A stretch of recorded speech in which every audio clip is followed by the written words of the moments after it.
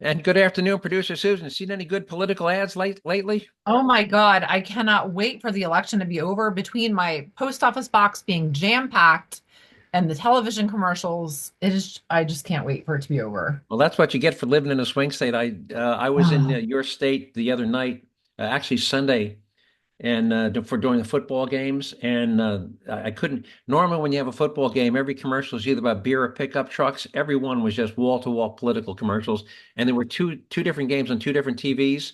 So between the two TVs and the timeouts, I must have seen 100 political ads in the hour and a half that I was there. It was just outrageous. well, rumor has it. So the big, huge Penn State Ohio State game is this weekend, and rumor has it he's going to be attending. God, I hope not. All right. You want to talk? You want to hear what we're going to talk about? I'm trying to make it not a whole lot of politics. Yeah, what's on the agenda besides All right. politics? Well, today's the 29th of October. It's exactly 7 days to the election, and it's 5 days before the end of daylight savings time, which is this weekend. Ugh, Oh, another thing. another thing, right? Anyway, so a week from now, we'll be talking about, well, actually, we won't even know because if we record this on Tuesday, we won't really know what happened till the next day. All right. Our quote of the week is from our old friend Benjamin Franklin, difference between speaking well and acting well. Very short one, but very apropos. And our stupidest thing I've heard all week, we'll play a clip of a woman from New Jersey who went on a rampage outside of a restaurant in New Jersey, tearing down the restaurant's flags that were flying because she mistakenly believed they were Israeli flags and they weren't. We'll tell you what flags they were. And she went on a rampage because she didn't recognize the difference between the flags they were flying and the Israeli flag. And apparently she hates Jews, so that's why she went on this rampage. In our how time new segment, How Time Changes thing, we'll play a clip from 2016 of the Democrat candidate for president that year, which most people may not remember who that was, saying things that would get her branded as a MAGA extremist if she said them today. It's just hilarious to listen to what the Democratic candidate for president said in 2016 and how that would play today with liberal voters. And I want to thank you. You sent me a very short clip of a young gay black man telling people why he believes that you should vote for Donald Trump, which is, you strange. You wouldn't think a young gay black man would be supporting Donald Trump, but he makes some excellent points. It's a really quick clip, so we'll play it. Uh, Remember 6, 7 months ago, we played a clip of our old friend, Senator John Kennedy from Louisiana, asking these people about CO2 in the atmosphere. Remember Yeah, that? yep. Well, we have another one. This is from Congressman Doug LaMalfa asking another group of experts about CO2, and it's just as embarrassing as the first one. We have a clip of a Biden Department of Justice nominee testifying at her Senate confirmation hearing about racial biases. And then Senator Tom Cotton asked her two very simple questions about racial bias, which, see, as the expert, she seems to be unable to answer, which is really bizarre. Just shows you how much hypocrisy is. And if we have time, we'll play Kamala Harris is famous for her word salads. Well, we've got another Kamala Harris word salad segment if we have time. And for those hunting season is coming up in about 3 weeks, and I've got a tip for deer hunters about where you might be able to find some new land to hunt on that you don't even need to ask permission. It's private land. You won't even ask, and I'll tell you where to find it. And last but You're not least, referring to your backyard? well, I'm going to tell you where it is. And last but not least, our taxpayer lead shot comes to us from Brevard County, California, where not one but two armed home invaders encountered the armed resident of a home that they were breaking into. Did not work out well for the two invaders. All right, we got so much to cover. I'm just going to launch right into it. All right, Benjamin Franklin. You hear about people, saying we should do this or this needs to be done. If I'm elected, I'll do that. Benjamin Franklin 200 years ago said this, sums it up. Well done is better than well said. Now think about that. How many people, well said, well said. Yeah, that's what you said is great. Well, I'm sick and tired of hearing people say stuff. Again, well done is better than well said. Thank you, Benjamin Franklin. What do you think? Yep. All right. Actions speak louder than words. All right. So now I'm going to take you to this clip, and this has gone viral. So let me, little background. So the Israeli flag is blue and white, is white with blue stripes, and right and smack in the middle of it is a huge Star of David. You can't Yep. mistake it. It's Yep. white with blue stripes and a big Star of David smack in the middle. Well, there's this Greek restaurant, and guess what? The Greek flag is also blue and white, but Mhm. it has no Star of David. It doesn't remotely resemble the Israeli flag. But this woman, who's an anti-Semite, hates Jews because she thinks they're killing Palestine children, sees these blue and white flags outside this Greek restaurant, and she tears them down and starts screaming at the owners because she thinks they're flying Israeli flags. How stupid can you be? If you're going to be a bigot, don't be a stupid bigot. And here we go. Let me find it. Zionism in Montclair. I don't support it. There's a genocide. You know that, right? They're killing children. What's the purpose? Be proud of your heritage. Y'all understand there's a genocide, right? Oh, yeah, you understand, right? There's nothing against people who are Jewish, but this is not okay. Freaky. Who's this? This is freaky. What? Really? Freaky. Yeah. That's the staff sign. This is Greeky. This is Greek. This is Greek. How stupid. I'm going to play this one again. She's going on. This is genocide. They're killing children. And the staff is looking at her like she's crazy. And she's got this flag in her hand and she's waving it around. And this is genocide. And their staff is like, woman, what the hell are you doing? Here we go. Oh, I thought it was Israel. My bad. Really? Oh, I thought it was Israel. My bad. Hang on. Here we go. Go hang on. Look, what's she looking at? You know damn well there's a genocide. You know there's a genocide. Now stop it. I'm taking this shit down. I'm taking this shit down. What are they gonna do? They can't do nothing. I don't stand for it. I don't stand for it. But I don't stand for this. There's genocide, and I don't stand for Zionism in Montclair. I don't support it. There's a genocide. You know that, right? They're killing children.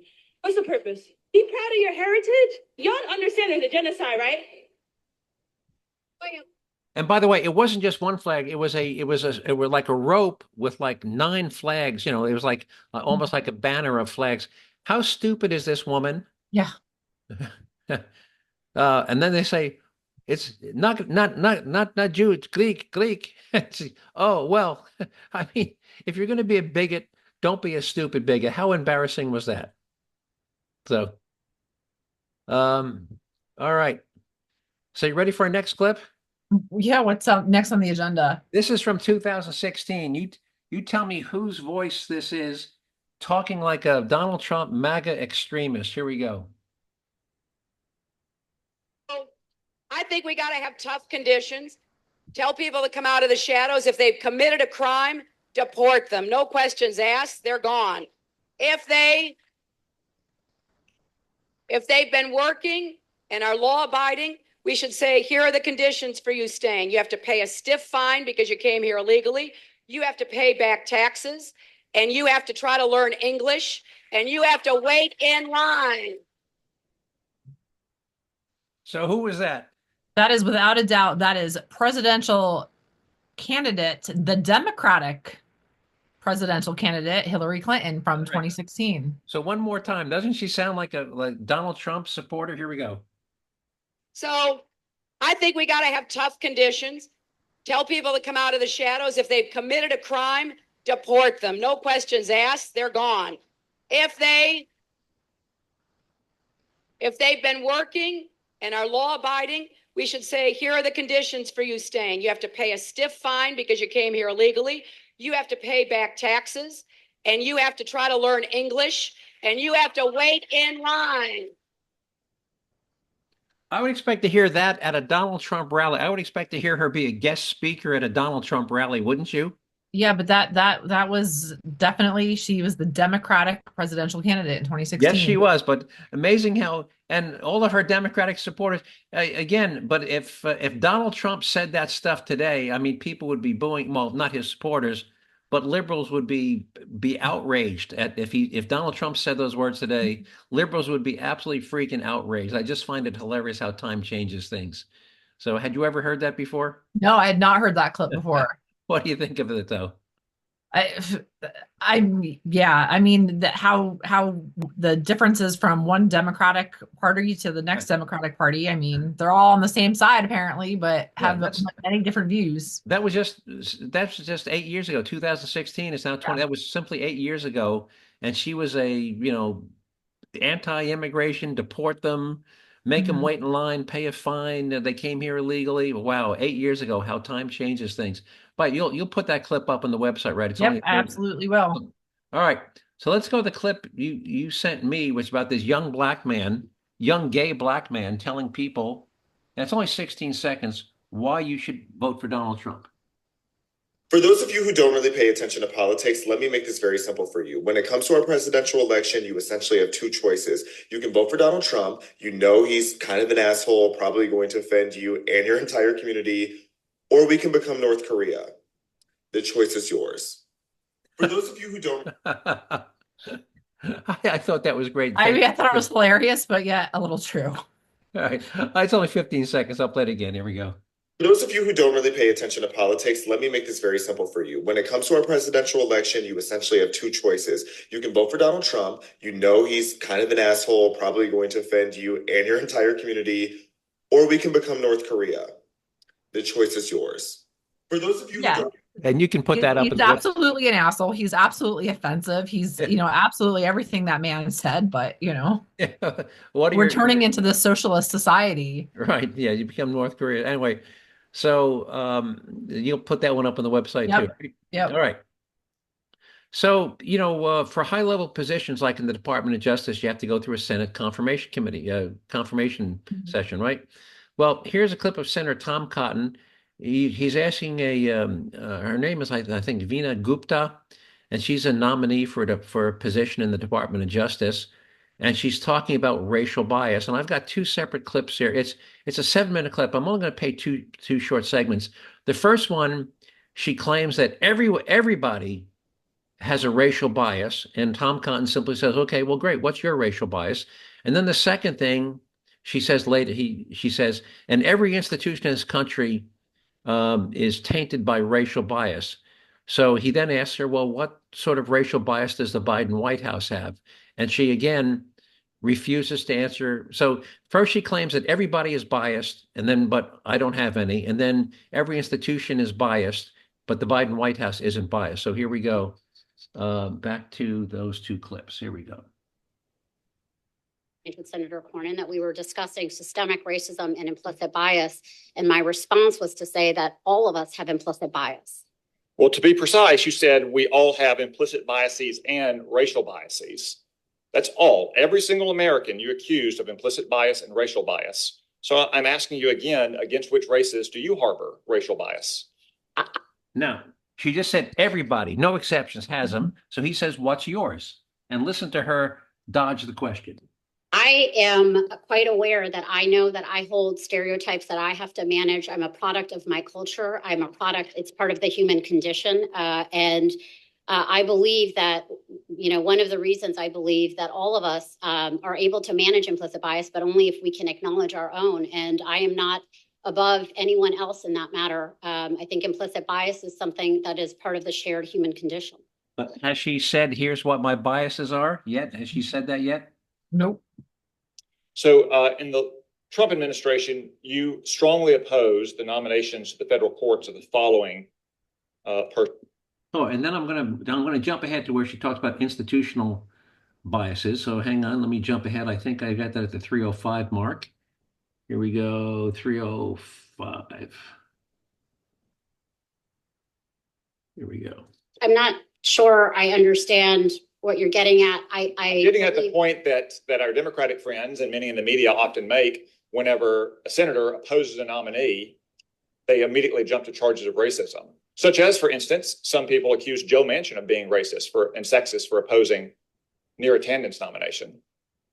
Can you oppose the nomination of a woman or a racial minority on the merits without being racist or sexist? Yes.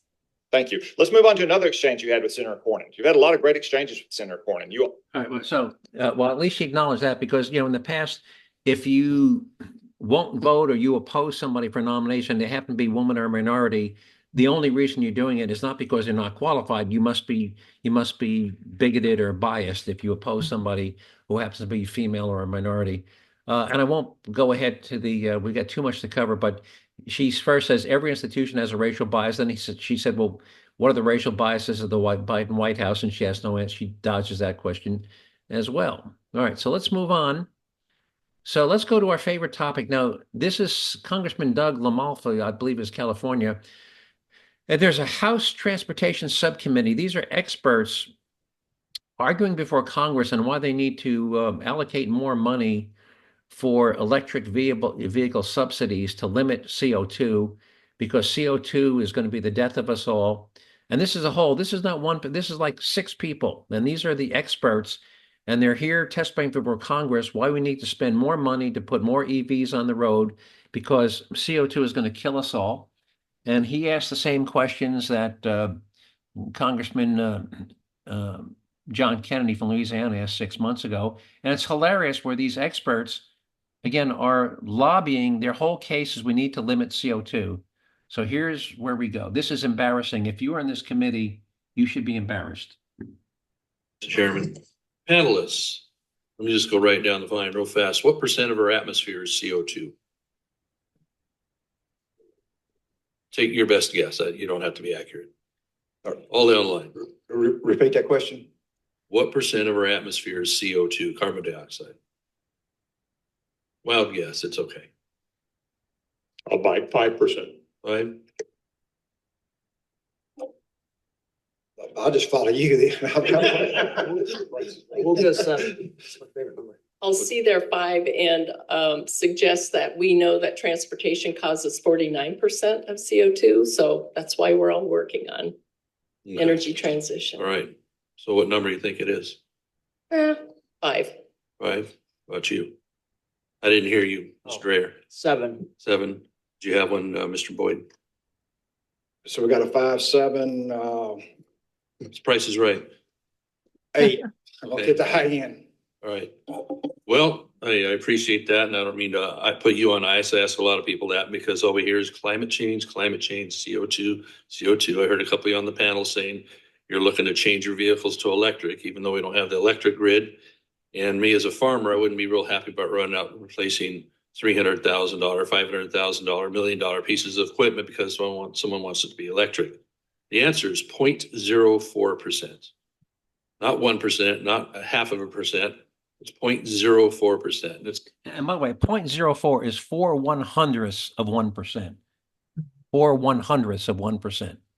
It's gone up from 0.03 over the last couple decades.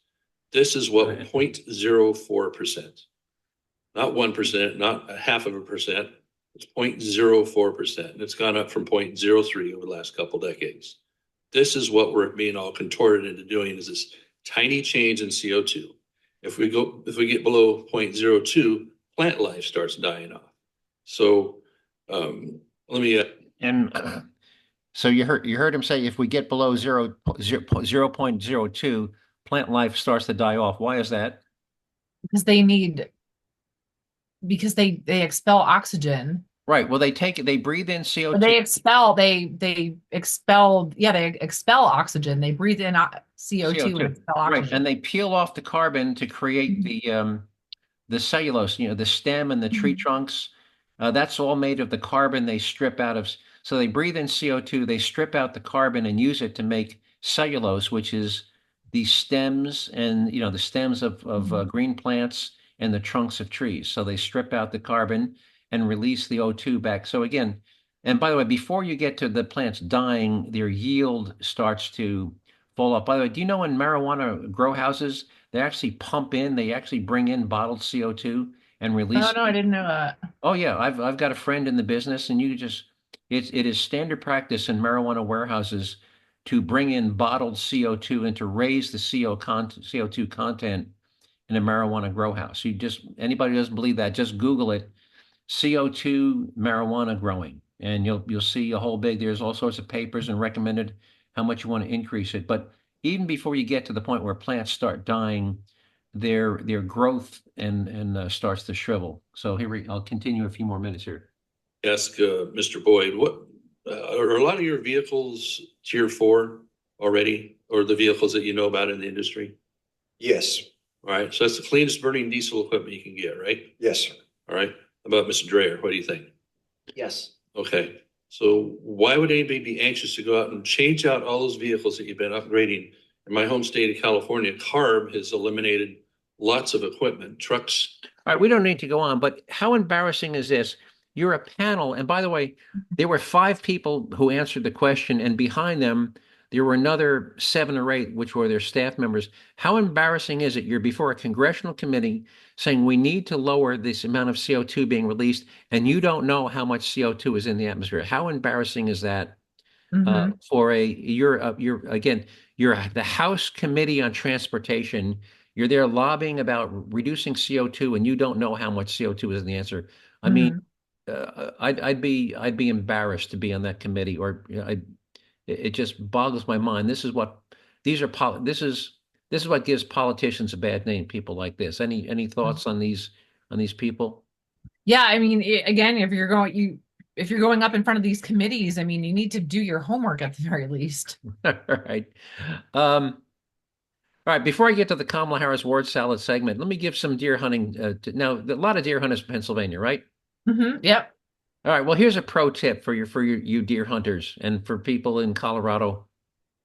Now, with deer season only 3 or 4 weeks away, and finding suitable land to hunt on is becoming harder and harder. So here's a little pro tip in order to find places to hunt in a couple of weeks. As you're driving around in the countryside, just make note of all the people who have Harris Waltz signs in their front yards, and just plan to go hunt on their land when deer season opens. And you don't even ask permission, just plan it. And if they object, I mean, they shouldn't object because they obviously support an open borders policy. And if they do come out and start yelling at you, they shouldn't really have an objection to your hunting, because just tell them that you're just trying to feed your family and make a better life for yourself. I mean, if you support Harrison Waltz, how could you possibly object to somebody just hunting to feed their family and trying to make a better life for themselves? I mean, right? Yeah, exactly. So again, just drive around, make note of who has the Harris Waltz signs in their front yards.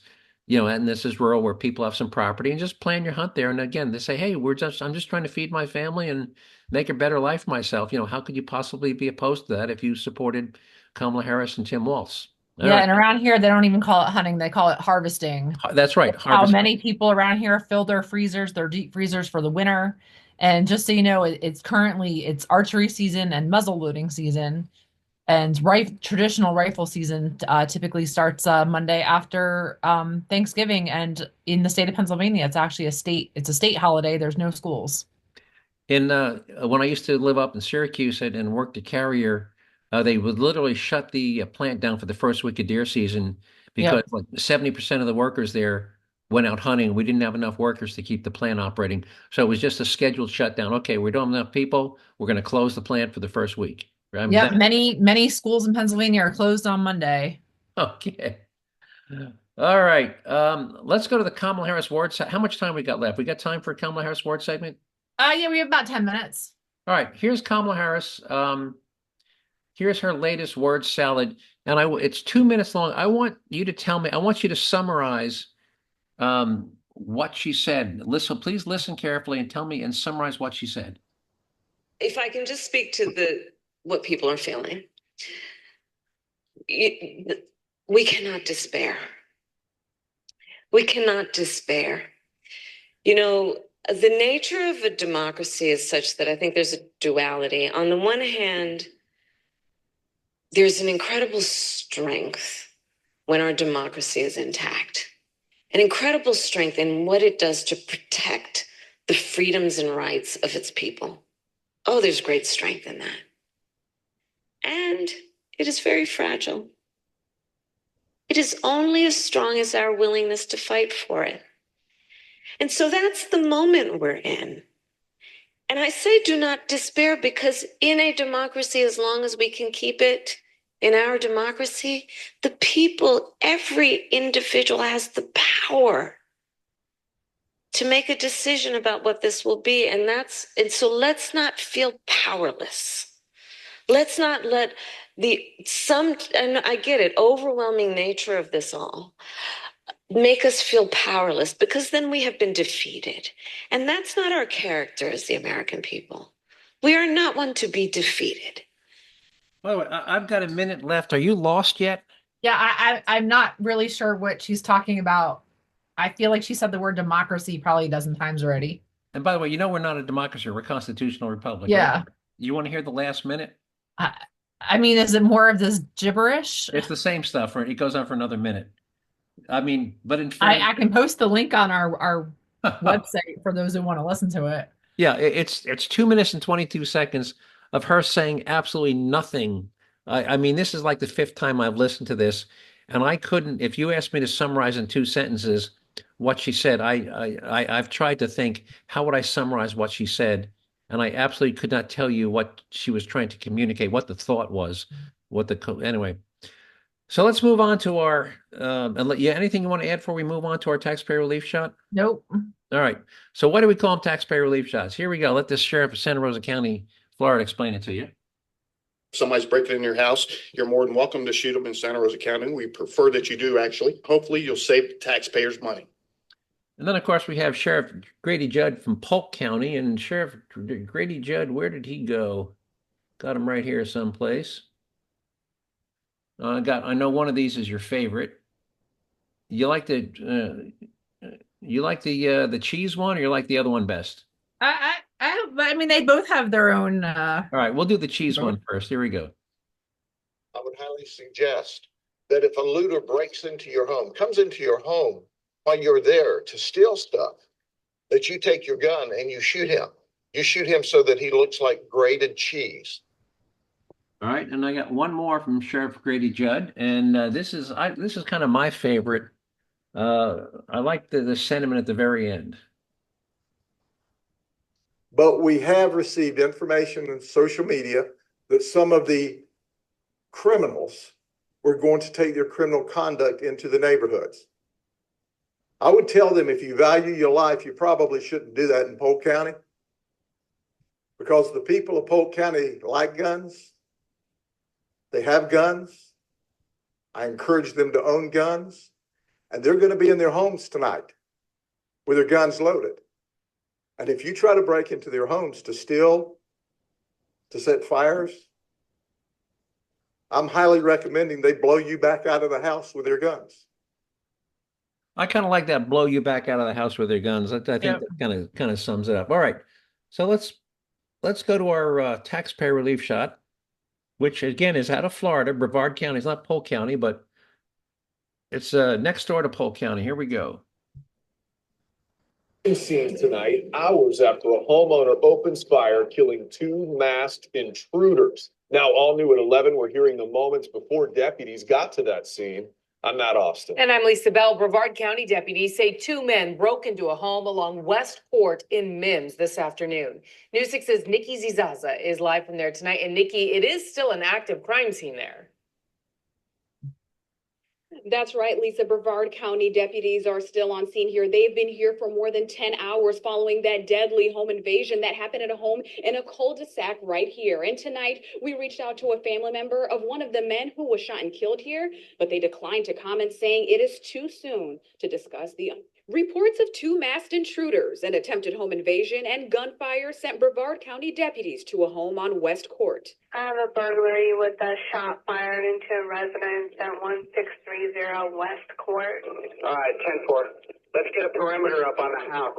An attempted home invasion turned deadly sometime around noon. 2 males came to the house for the purpose of committing an armed occupied robbery, home invasion robbery. And by the way, when he says this was at 12 o'clock in the afternoon and the owner had his car parked in the driveway, so these guys knew, or certainly had a pretty good belief that there was somebody in the house. That's why they were wearing a mask and had guns. So this wasn't, we thought the house was vacant. Mm-hmm. These guys came in fully expecting to encounter the homeowner. That's how brazen they were. And this is the sheriff speaking, by the way. Purpose of committing an armed occupied robbery, home invasion robbery. Once they get into the house, The confrontation occurred. Deputies say the two masked men were gunned down by the homeowner. One man found dead inside the home, the other lying in the street. The second subject that broke into the house along with the male that left is deceased. No, y'all need to tell me what's going on. This was the scene earlier as a woman believed to be related to one of the men was so overcome with emotion she had to be restrained. I need my baby. And Lisa, at this time, deputies are not releasing the names of the two men who were shot and killed here, and we are working to find out whether there's a connection between the two masked men and the homeowner. From live in Mims, Nikki Zizaza, getting results, News 6. And you know what's strange is that these things never ever make the national news. Mm-hmm. They're only local stories. Now, if a cop, shoots and kills somebody, whatever, it becomes national news. Mm-hmm. But as we both know, because we do these every week, and I actually have to pick, I have to pick out of, half a dozen of these and by the way, for every fatal one like this, for every fatal one, there's 2 or 3 non-fatal ones. Mm-hmm. So I only bring you the ones where the thug winds up DRT, dead right there. But in terms of you think this is rare, this will never happen to you, in any given week, there's easily 20 incidents where a homeowner or a business owner, winds up defending themselves, shooting a bad guy. It's, Mm-hmm. About 1 out of 3 times it's fatal, 2 out of 3 times it isn't. But it happens so frequently. And by the way, the statistics on this, Bill Clinton, when Janet Reno was the head of the Department of Justice, he actually commissioned a study, and it came back and said that private citizens use guns defensively over 200,000 times a year. And let me put the quote, use defensively doesn't mean you pulled the trigger.